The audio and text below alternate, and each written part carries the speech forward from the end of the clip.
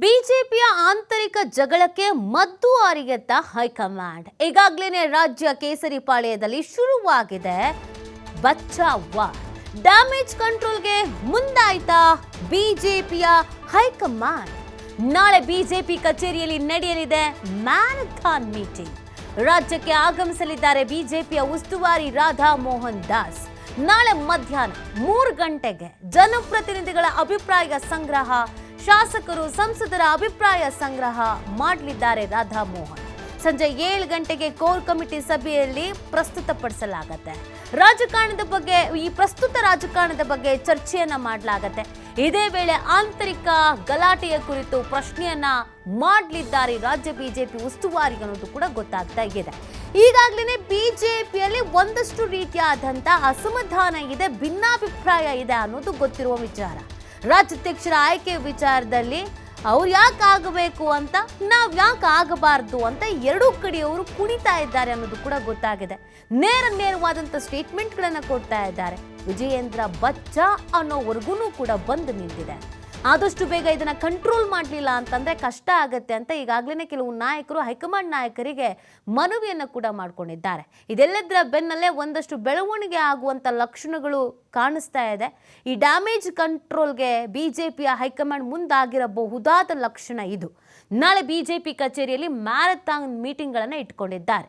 ಈ ಬಗ್ಗೆ ಮತ್ತಷ್ಟು ಮಾಹಿತಿಯನ್ನು ನೀಡ್ತಾರೆ ನಮ್ಮ ಪ್ರತಿನಿಧಿ ಸ್ವಾಮಿ. ಬಿಜೆಪಿಯಲ್ಲಿ ಈ ಥರದೊಂದು ಮ್ಯಾರಥಾನ್ ಸಭೆಯ ಅವಶ್ಯಕತೆಯೂ ಇತ್ತು. ಹೈಕಮಾಂಡ್ನ ನಾಯಕರುಗಳು ಬಿಜೆಪಿ ಉಸ್ತುವಾರಿ ಬರಬೇಕಾದ ಅನಿವಾರ್ಯತೆಯೂ ಇತ್ತು. ನಾಳೆ ಈ ಮೀಟಿಂಗ್ ನಡೆಯುತ್ತೆ. ಎಷ್ಟು ಮಹತ್ವವನ್ನು ಪಡ್ಕೊಳ್ತಾ ಇದೆ ಈ ಮೀಟಿಂಗ್ ಅಂತ?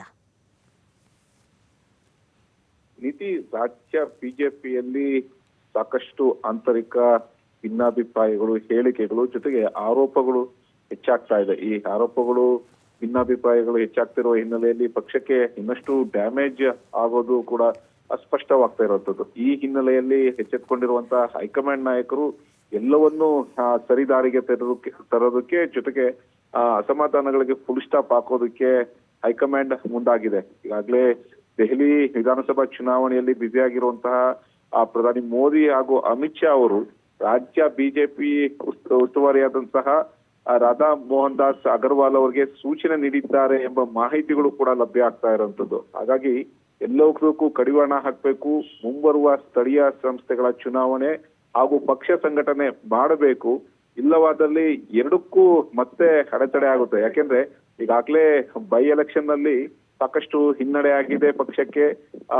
ಆ ಪಕ್ಷದಲ್ಲಿ ನಾಯಕರ ಜೊತೆಗೆ ಕಾರ್ಯಕರ್ತರಿಗೂ ಒಂದಿಷ್ಟು ತಪ್ಪು ರೀತಿಯ ಸಂದೇಶ ಹೋಗ್ತಾ ಇದೆ.